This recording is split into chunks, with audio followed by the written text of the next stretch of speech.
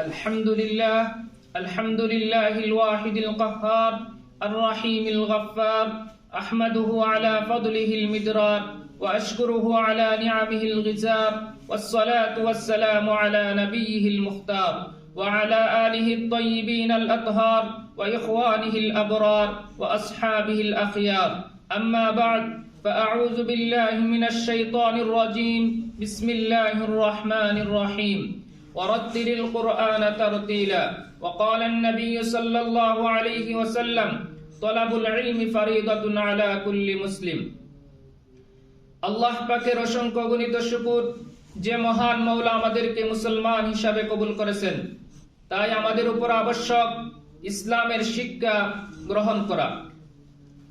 সেই সুবাদে আমি বাংলাদেশে কোরআনের খেদমতের সাথে ছিলাম।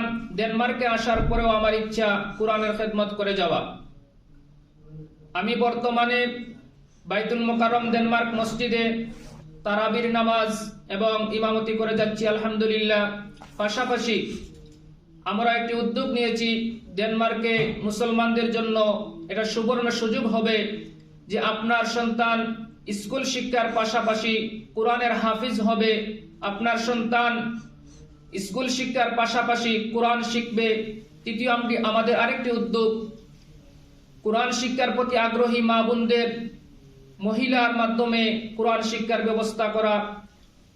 চতুর্থ আরেকটি উদ্যোগ আমাদের শনি এবং রবিবার ডেনমার্কে স্কুল বন্ধ থাকে, সেই হিসাবে আমাদের বাইতুল মুকাররম মসজিদ ডেনমার্কে মুসলমানদের সন্তান কোরআন শিখবে। আমরা এটি উদ্যোগ নিয়েছি শনি এবং রবিবার কোরআন শিক্ষার ব্যবস্থা করা। আপনারা যারা আগ্রহী আপনার সন্তানদেরকে শনি এবং রবিবার ডেনমার্ক বাইতুল মুকাররম মসজিদে পাঠিয়ে দিবেন ইনশাআল্লাহ। অতি কম সময়েই আপনার সন্তান কোরআন শিখবে ইনশাআল্লাহ, আমরা আশাবাদী। আমরা কেন সন্তানদেরকে কোরআন শিক্ষা দিতে হবে? নিজে শিখলেই হবে না, কারণ কিয়ামতের সময় তার জবাব দিতে হবে আল্লাহ তাআলার কাছে। এই কোরআন ওয়া ইন্নাহু লাযিকরুল লাকা ওয়া লিকাওমিকা ওয়া সাওফা তুসআলুন, আল্লাহ পাক রব্বুল আলামিন নবী করিম সাল্লাল্লাহু আলাইহি সাল্লামকে বলেছেন এটা তোমার এবং তোমার কওমের জন্য উপদেশ, অচিরেই এই সম্পর্কে জিজ্ঞাসা করা হবে। হাদিসের মধ্যে আসছে আলাইকুম বিল কুরআন ফাতাআল্লামুহু ওয়া আল্লামুহু আবনাআকুম ফাইন্নাকুম আনহু তুসআলুন। কোরআনের বিষয়ে তোমাদের উপর আবশ্যক করা হয়েছে যে তোমরা এই কোরআনকে শিখো, তোমাদের সন্তানদেরকে কোরআন শিক্ষা দাও, কারণ এই কোরআন সম্পর্কে কিয়ামতের সময় জিজ্ঞাসা করা হবে। তাছাড়া অন্য হাদিসের মধ্যে বলা হয়েছে আলাইকা বিতিলাওয়াতিল কুরআন,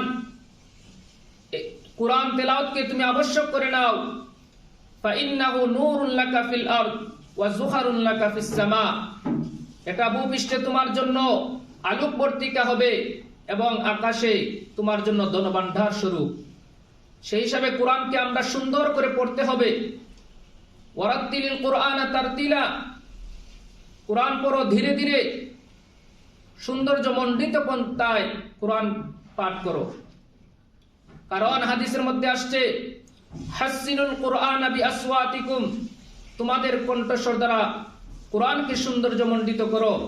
ফাইন্নাস সাওতাল হাসান ইয়াজিদুল কুরআন হুসনা, কারণ সুমধুর কণ্ঠ কোরআনের সৌন্দর্যকে বৃদ্ধি করে দেয়। অনেক ফজিলত রয়েছে। তাছাড়া তো আমাদের উপর আবশ্যক তলাবুল ইলমি ফারিদাতুন আলা কুল্লি মুসলিম, প্রত্যেক মুসলমানের উপর দ্বীনি ইলম শিক্ষা করা ফরজ। এই কোরআন আমাদের শিখতে হবে। ফায়দা কি? খায়রুকুম মান তাআল্লামাল কুরআনা ওয়া আল্লামা, নবীজি বলেছেন তোমাদের মধ্যে সর্বোত্তম ওই ব্যক্তি যে কোরআন শিখে এবং শিক্ষা দেয়। অন্য হাদিসের মধ্যে আসছে মান ক্বারাআ হারফান মিন কিতাবিল্লাহ ফালাহু হাসানা ওয়াল হাসানাতু বিআশরি আমসালিহা, যে কোরআনের একটি হরফ পড়ে তাকে একটি নেকি দেওয়া হয়, আর এই প্রতিটি নেকি 10টি নেকির সমান। একটি হরফ পড়লে 10 নেকি পাওয়া যায়। অন্য হাদিসের মধ্যে আসছে মান কারা আল কুরআন ওয়া আমিলা বিমা ফিহি উলবিসা ওয়ালিদাহু তাজা ইয়াউমাল কিয়ামা, যে কোরআন পড়ে তার উপর আমল করে কিয়ামতের দিন তার মাতা পিতাকে এমন একটি মুকুট পরানো হবে যে মুকুট সূর্যের আলোর চেয়েও আরো উত্তম হবে। সেই সুবাদে আমরা যেহেতু উদ্যোগ নিয়েছি, আপনারা